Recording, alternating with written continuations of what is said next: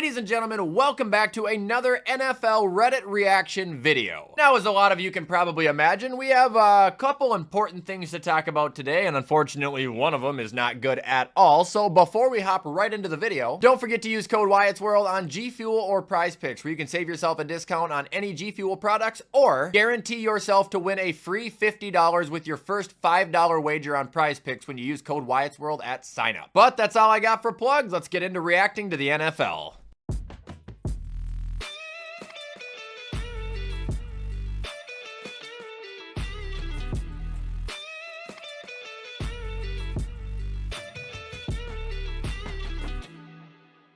Alright, so first piece of news we're going to be going over is what I consider probably the biggest piece of news to come out of yesterday, and that is JJ McCarthy will be missing the entire season due to a full meniscus repair. And yeah, that's absolutely heart-shattering, really. I know when he initially got hurt, there was a chance that he wasn't going to have to undergo a full one, and he might be able to play some of his rookie season, so people were optimistic about it. But now that they've completely just come out and told us that there's no chance, like, it's feel like a bad fan saying this, but I feel like I don't even want to fucking watch him anymore. I am not trying to watch Sam Darnold, man. This is such a cursed franchise. Like, I don't understand what Minnesota ever did. They literally can't have anything. Like, Minnesota can't have a single good thing going for them. Every time something good is happening, it falls apart. Add on to this, Jordan Addison also was carted out of practice yesterday. However, thankfully, Kevin O'Connell has come out and said it's nothing significant. He expects him to probably rest today, but next week he should be back. So that's good news. But seriously, when I think it comes to being cursed and unlucky, the Minnesota Vikings might actually make the Bills look like a fortunate team.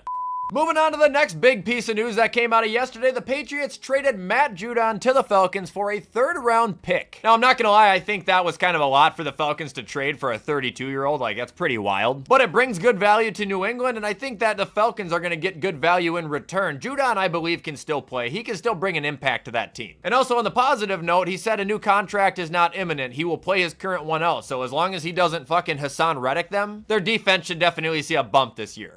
Next up here is just an article, and it's about Tom Brady saying he'd still give NFL youngsters a run for their money. Now, I can't tell if you're naive for believing him or if you're naive for not believing him. Really, it's Tom fucking Brady. The guy might be 47, but deep down, like, I still believe he could be a playoff quarterback. The difference between Tom Brady saying he'd still give the NFL youngsters a run for their money and someone like T.O. saying it is that to be a quarterback, you don't need to be in your peak tip-top shape, man. You need to be able to stand in the pocket and throw the rock. He doesn't need to be running fucking routes, juking people out, training to keep his agility and stamina up. I mean, he probably would, but I'm just saying, I think a quarterback's longevity versus another offensive player who have just been getting cracked their entire career and running as hard as they can their entire career, the wear and tear on a QB probably just isn't as significant. And again, Tom Brady is Tom fucking Brady. Not saying he'd be the best in the league, but I bet he could still play.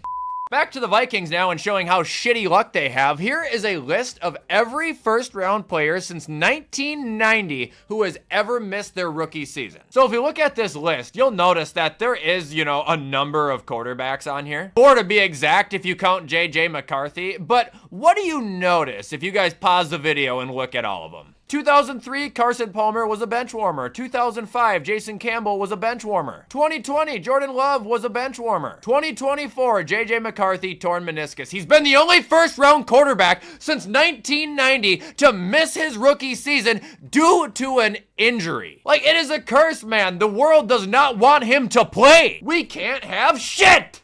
Here's a quick piece on Jahmyr Gibbs and the Lions, and it's good news. Says the hamstring injury he suffered is not considered significant, but the team will be very cautious with rest and rehab to make sure he's 100% healthy. My understanding is he should be ready for week 1 versus the Rams. So that should be a huge sigh of relief to Detroit. Now, obviously, you guys wouldn't have been counted out if he wouldn't be healthy for that game, but you obviously fucking want him to be there for it. It's going to increase the odds of winning that game, but up until that game, it sounded like it's kind of unlikely we'll get to see him play again.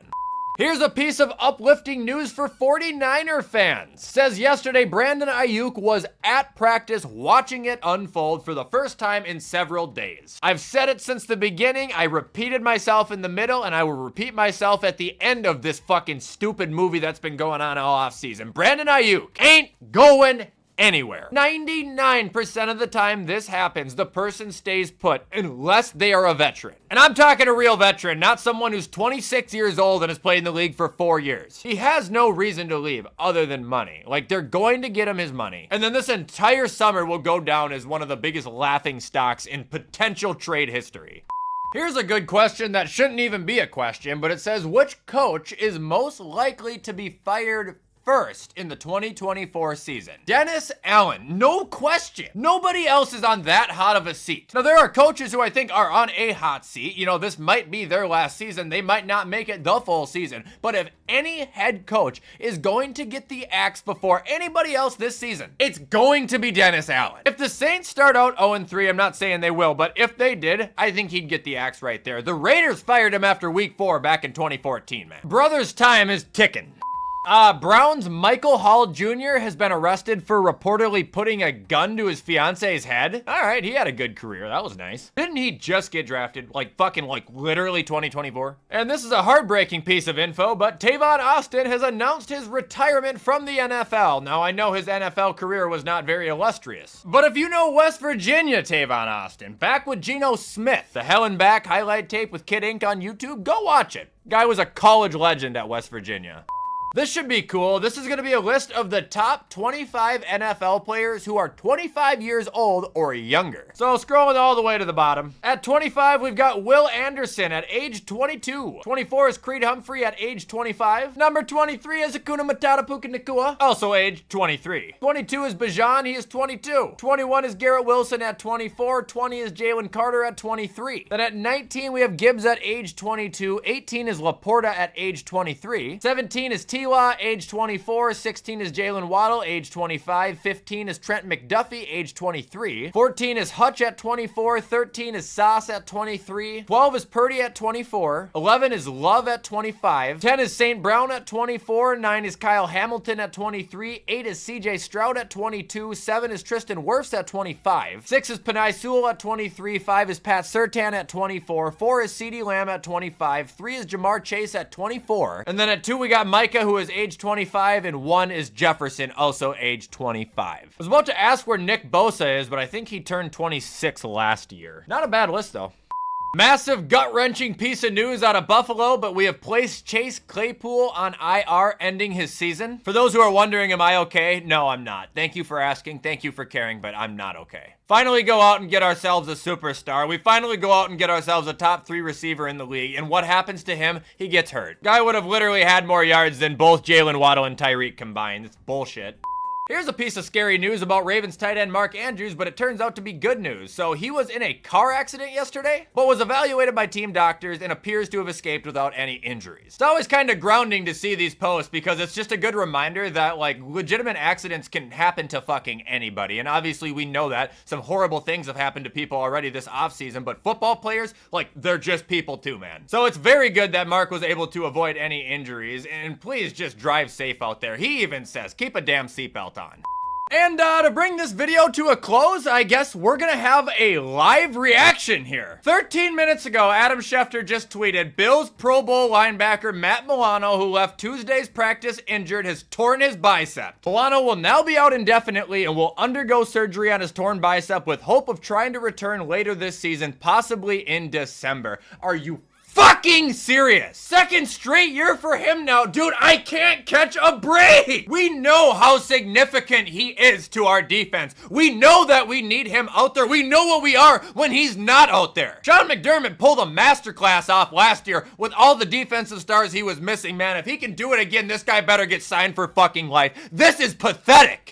Anyway, guys, that is going to be it for today's video, and I'm sorry if I ended this on a little bit of a hotter note than I planned on. That was a legitimate surprise with the Matt Milano news at the end. I wasn't expecting that. Hope you guys did enjoy this video, though. If you guys did, you already know what to do to show support. I appreciate any and all help. However, in the meantime, I'm going to get this edited so you guys can watch it on time. Have a great rest of your Thursday, and as always, I will see you in the next video.